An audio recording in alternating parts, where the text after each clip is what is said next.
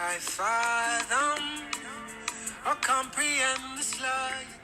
Hi, beautiful people. Welcome to PlannedPath Podcast, your choice hub for book reviews and crucial conversations. So good to be with you today. Hope you've been following through this year, listening to our book reviews and crucial conversations. We've had a couple of exciting people on the show this year, from Incam to Foyer to Mashud and to solo episodes. You understand? I want you to look back.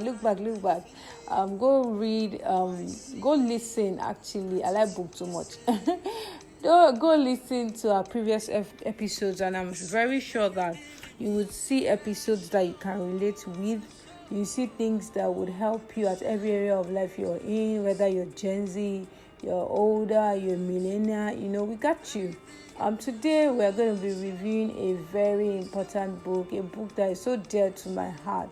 So, as you can see over the years, how I pick books for review. There are books that I've read, there are books that are personally meaningful to me, or books that you, our audience, are important to us, you recommend for us to actually just, review. And this particular book for today is a book by Mr. Leke Alder. Let me tell you, so the thing is that sometimes, I was having a conversation with someone yesterday that sometimes we think you are farming people, but the truth is that it's just always been there and you can't help it. I remember in 2020 during COVID, my pastor, shout out to DJ Paul, Pastor Joey Made, was actually doing Instagram live series, and I remember Mr. Leke Alder came and had sessions with us.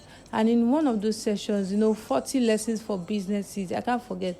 I still have that what they call it, that lesson saved as a Microsoft Word document, is on my mail. So I remember one of those IG lives that Pastor Pojo was having during COVID. Mr. Leke Alder came and actually promised to give us this book, Parable of the Box, and that's how I had a copy since then. And I've read that book again a couple of times because it has very profound lessons. So, and Mr. Alder's sister's birthday was recently. Big shout out to me. I really don't know him personally. I've not met him personally, but I admire his work. I admire his research process. As a consultant, I'm also an education consultant. So I just pray for wisdom like his, and insight, you understand, from the Holy Spirit, from someone like him. So yeah, I just couldn't help but give you that background information. So let's go right into this episode. Let's take a quick commercial break, then we come back to reading and reviewing Parable of the Box by Dr. Mr. Leke Alder. Top down below, all I see all over me is your faithfulness, and this your faithfulness.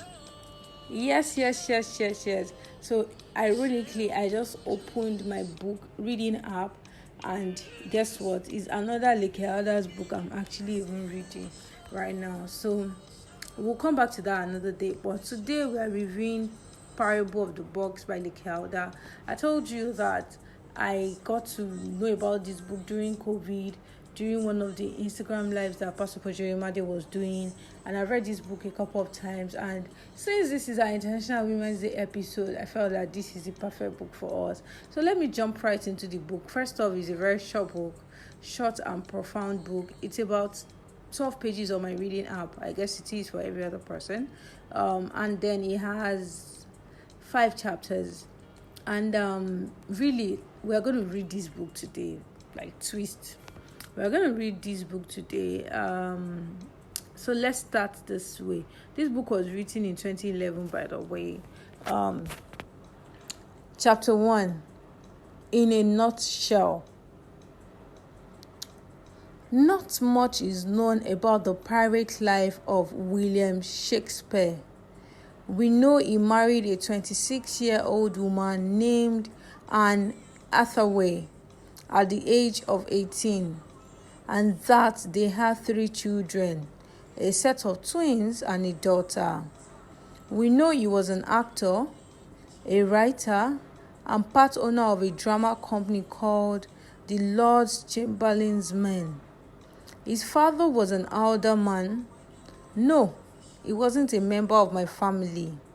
The title alderman just means he was involved in government as a legislator, a local government official, or in some other capacity.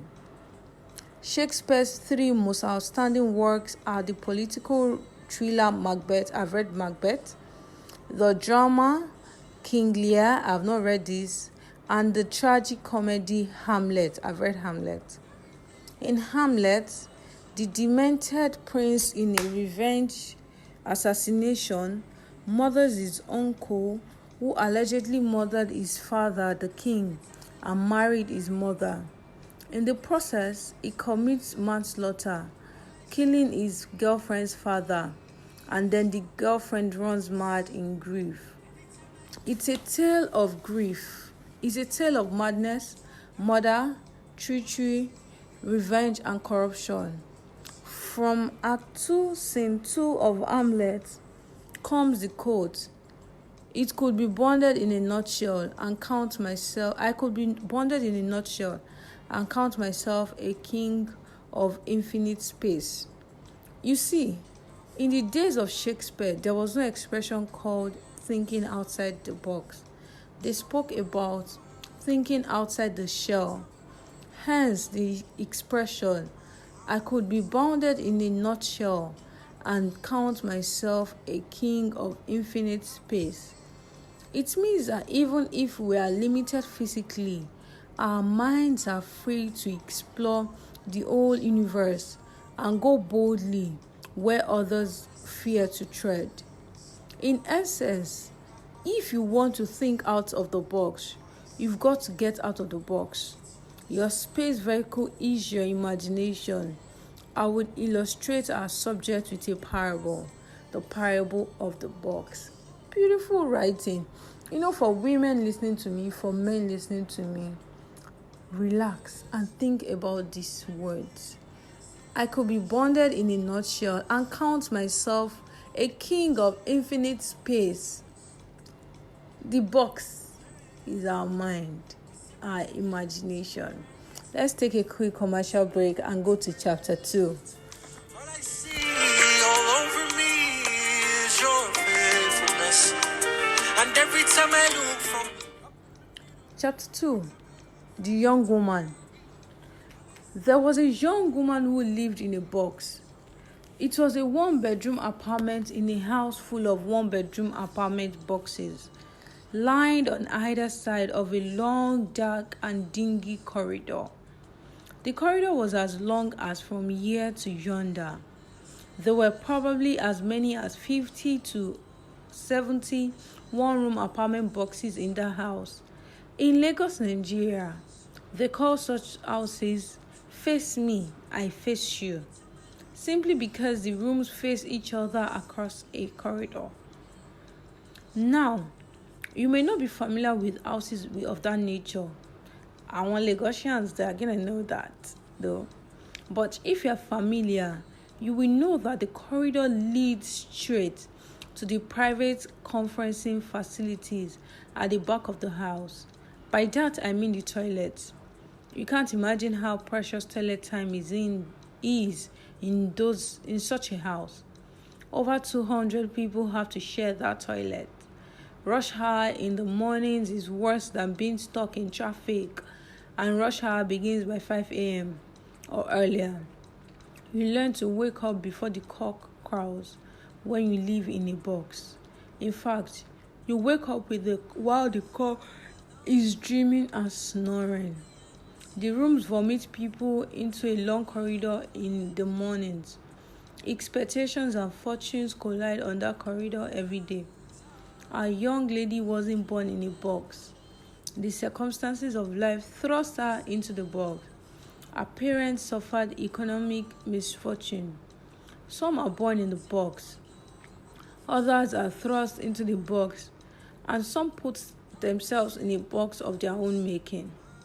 But the young woman resolved to get out of the box.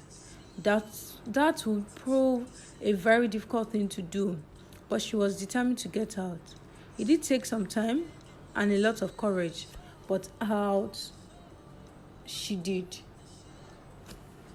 It took a lot of time, it took a lot of courage, but out she did.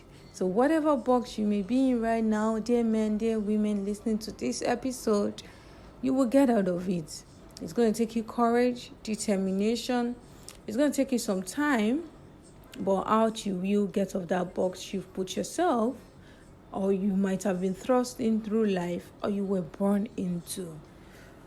Think about that as we go on a quick break to read chapter 3. From top down below, all I see all over me is your face. Chapter 3. The visit. One day, our young lady went visiting her former neighbor in the box. She came to urge him to get out of the box. "You must get out of the box," she urged in earnest. "The box kills dreams." But her words seemed to fall on deaf ears. They were simply not interested in what she had to say. Some even called her a dreamer. Others scoffed. Time will tell whether you can survive outside the box. These people were not interested in getting out of the box, and some were actually angry with her. They felt she had come to make fun of them, just because she got lucky. The box had conditioned their thinking. They were content with their lot. One of them said he tried to get out of the box once, but then he became a pigeon. Pigeons always come back to the nesting site, and boxers returned to the box. The young lady was discouraged. So discouraged she turned to leave. As she stood outside crying silently, a young man came out and accosted her. "I want to thank you for coming," he said. "Sorry for the matter you were treated. But tell me, how can I get out of the box?" She looked at him with tear-filled eyes, grateful that someone was at least interested in what she had to say. "I'm going to tell you the secret," she said, choking. "Apply the secret to get out of the box. If you want to get out of the box, you must apply the 3 laws of the box." At this, the young man became intrigued. Oh, praise the Lord. Okay, 2 things I'd like to say to you from this episode. From this chapter 3. The visit. See, there are times that you have actually gotten out of the box, your own imagination, but then you still mix with people that they are still thinking like they are in the box, and then as you think, like as you meet with those people, they try to invalidate your process. Like, "No, what are you even thinking? You're over dreaming. What are you saying? This, blah blah blah blah." I want you to pay attention to this. When you have actually made some progress yourself, I'm not saying you should entirely leave everybody that was in your life before, but you have to pay attention to people that still have old thoughts, old patterns of belief, and they are still talking. And do you know the irony? Sometimes, like my dad will say, foolish people talk confidently at times. Like, what they're saying is very incorrect too, but they will say with so much confidence that if you're not careful, you will actually start believing that this person is actually correct. But the person ain't correct in any way. The person is lying to you. Lying, ultimately lying. But they'll make it sound so real that if you're not careful, you start believing what they even said to you. So my point in all of this is that pay attention to people you have outgrown, things you have outgrown, thought patterns that you have outgrown. The truth is they no longer work, and it is just what it is. It's not working. It's not who you are any longer. Pay attention to that. Like, for instance, I identified in my personal life that there are people, places, and things I've overgrown. And when those things come, I say, nah, Oluwatosin, man, you didn't meet the Oluwatosin there. So pay attention to this as you go about life. Dear men, dear women, listening to this podcast episode. Oh, I see it. Gratitude to say. I saw it, everything in me. I say. Chapter 4. The secret. What I'm about to tell you is known to only a few. So listen, please. I was lucky to learn it from a wise old man who showed me kindness. "Tell me," the young man implored. "I want to get out of the box." "I'll tell you the 3 laws of the box, but the laws will do you no good unless you understand the box. You need to understand the box. He said, but I live in the box. He said, yes, you do. But you know nothing about the box. I thought I did too. Okay, tell me. The box has eyes. Did you know? It has invisible cameras. It records you every day in order to create your history. The box has ears. It hears everything you say. As she spoke, something kept ringing in the ears of the young man. The box kills. The box kills. The box kills. The box kills, he blurted. Shame is something the young man knows so well. He can't bring his friends home because of shame. The box rooms are dark and crowded. Even the light bulbs are ashamed. That is why light is so dim inside the box. Knowledge is scarce. Because of the extreme conditions inside the box, the lady continues. Many give up on their dreams. People resign themselves to the prophecy of the box. The box prophesies, as if the young lady could read his mind. She replied without missing a beat. The box prophesies, and those prophecies shape our thinking. Those who live inside the box think in a particular way, while those who live outside the box think differently. You need to study how out-of-the-box thinkers think. The young man was aware of some. Steve Jobs of Apple, Walt Disney of the Disney fame, Anita Roddick of Body Shop, George Lucas of the Star Wars franchise, Masaru Ibuka and Akio Morita, the founders of Sony. Think of Ralph Lauren and his Effinoni brand. Think of Sheikh Ahmed bin Rashid Al Maktoum, the Emir of Dubai, who dreamt of building on water in the desert. Think of Reverend Ratanaval Tata of Tata Group India. The company developed the cheapest car in the world. Think of Perry Morad Obda, who founded eBay, the online auction powerhouse. How about Mike Lazaris of Research in Motion, creators of BlackBerry, Joseph Corey and Serena Rees of Agent Provocateur, the lingerie company. They sell salacious women underwears that are dangerous to the health of men. At this, she smiled and he smiled too. These people focus on human needs and audaciously move in to fulfill fantasies. I like that. These people focus on human needs and audaciously move in to fulfill fantasies. They look for gaps in the fulfillment of fantasies. They think in fantasies. They think in, wouldn't it be nice if out-of-the-box thinkers concentrate on the fulfillment of fantasies? He made a mental note to Google all those names. He needed to learn their stories and draw inspiration from them. The box tells you to give up trying. The box tells you can't get away from your past. The box tells you will never amount to anything. The box tells you to follow conventional wisdom. The box tells you success is for the privileged few, that there is no exit out of the box. But you know that's a lie, don't you? I mean, look at me. She spoke animatedly, sometimes approaching a televangelist trying to convert a soul. There was no such earnestness. The box tells you the box tells you there's a height restriction to your ambition. It tells you you don't have what it takes, that success is dependent on luck. Then it mocks your dreams. The box is a place of despair. If you want to think out of the box, you've got to think out of the box. If you want to think outside the box, you've got to get out of the box. You will die unless you make the effort to get out. She sighed dramatically, exhaling a gust of carbon dioxide. Sometimes, Providence intervenes to get us out of the box. But even Providence needs our cooperation and effort. Providence likes to see effort on our part. Without a desire for self-actualization, we cannot get out of the box. Desire is the starting point. Her eyes were teary again, but there was a glint in her eyes, a gotcha kind of expression.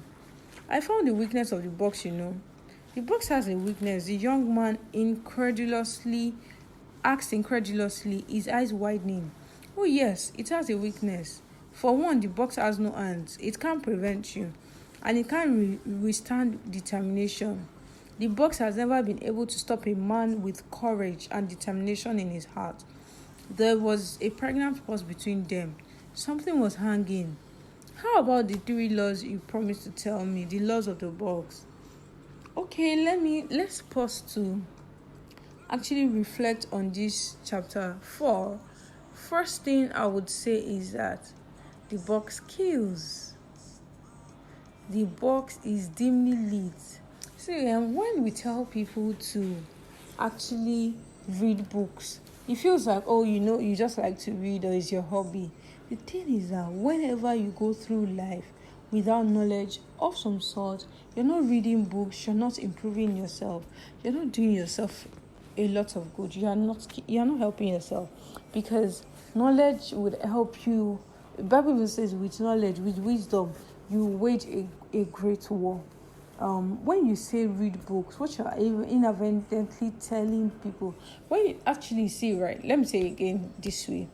When you tell people to read books, it looks like, Tosin, you're just saying your own, it's for you, Efiko, we are doing practical stuff here. You know the way people talk, right? The truth is, once you don't read books, once you're not using experience and books, wisdom and growing every day, you find yourself in a box. You are actually you don't know actually that you're in a box. You just keep recycling old knowledge, old wisdom, but when you use that your experience and mix it with books and learning, you would see that you will do better in all areas of life. So really, that's really one of the parable of the box. Stop moving up and down. Listen to book reviews. Even if you don't have time to read, even Spotify has audiobooks. Listen to audiobooks, listen to book reviews. Just make sure that your life is not dimly lit like the box. Your life is well lit with wisdom, and you're using that wisdom, combining it with practical application in everything you do, and you see that you go forward in life better. This book, Parable of the Box by Leke Alder, is such an amazing book. It's something you really need to reflect on today. Rearrange your life. Sometimes what I do is, as I'm doing things in the house, I just play audiobooks. I just play things to play inside in the background of the speaker, so that those things are entering to me. Sometimes I'm even going to sleep, I'm playing a message, I'm playing a book. I want that thing to enter me like deep. Very, very important. This is an important thing that we really need to think about and act on. So act of the box thing has because the truth is, you can be in a box and you don't know you are. It's knowledge that would like light your path, and then you know better. The box cannot stop you. Sometimes we are actually valid to say, this happened, that happened. But the truth, the box cannot stop you. The box is incapable of stopping you. The box cannot stop you. Like, it cannot hold you back. Determination, courage, no matter what the situation is, once you are determined and you just mix that determination with some courage, oh my God, you go very, very far in life. The box cannot prevent you, and it can't withstand determination. Nothing can prevent you. Nothing can withstand you. Trust me, you can come against anything that's happened in your past. Once you are determined and you just move in with courage, you are reading books and using wisdom to, conduct your affairs, you will see that you are out of the box. Okay, let me read chapter 5. This is the end. Chapter 5, the 3 laws. There are 3 laws of the box. The first law is nothing is possible. Nothing is possible. He asks quizzically. Yes, nothing is possible. Allow me to list out all the laws first. Then I'll break them for you. I had the same reaction when the old man shared them with me. The first law, like I said, is nothing is possible. The second law is something is impossible. I was about to talk again, but she shooed in. The third law is nothing brings nothing. Nothing is possible. Something is possible. Something is impossible. Nothing brings nothing. The young man repeated, yes, Nothing is possible. Something is impossible. Nothing brings nothing. This is a parable of the box by Leke Alder, and you are listening to PlannedPath podcast, your choice hub for book reviews and crucial conversations. Make sure you share this episode with other people and that you listen to previous episodes. So let's get right into it again. Nothing is possible is about your self-concept, what you think of yourself. You must consider yourself something before you can come up with great ideas. You can't come up with great ideas if you think you're nothing. If you manage to do, you will kill the idea with self-doubt. Self-esteem is crucial to developing wonderful ideas. If you think yourself nothing of yourself, you become nothing.